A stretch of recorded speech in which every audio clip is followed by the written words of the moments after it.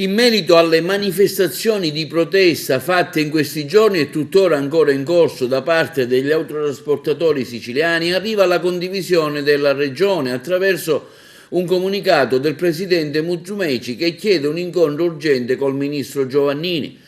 Musumeci afferma: come a voi autotrasportatori abbiamo dato fin dal primo momento il sostegno del governo regionale, anche con lo stanziamento di 10 milioni di euro destinati alla categoria. Le soluzioni di questo settore però non possono che arrivare da Roma.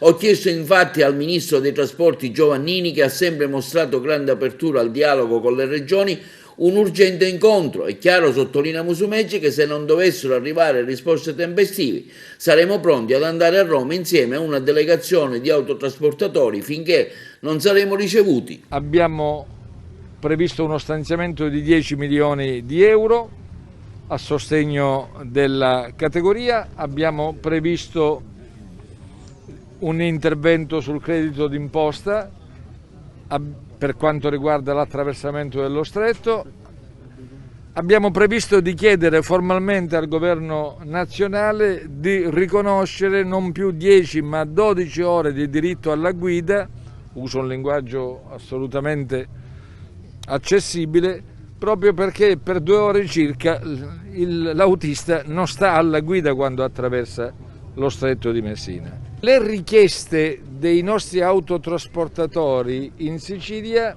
sono leggermente diverse rispetto alle altre, pur legittime, delle regioni meridionali, perché la nostra insularità comporta un ulteriore danno al danno già esistente. Tutto questo non può essere tenuto in considerazione dal governo Draghi.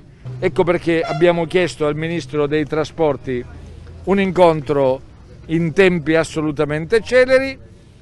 Aspettiamo fino a domani per capire se ci fissa un incontro, altrimenti con l'assessore, col presidente Richichi e con una delegazione di autotrasportatori andremo a Roma e non ci muoveremo fino a quando non saremo ricevuti. Ecco.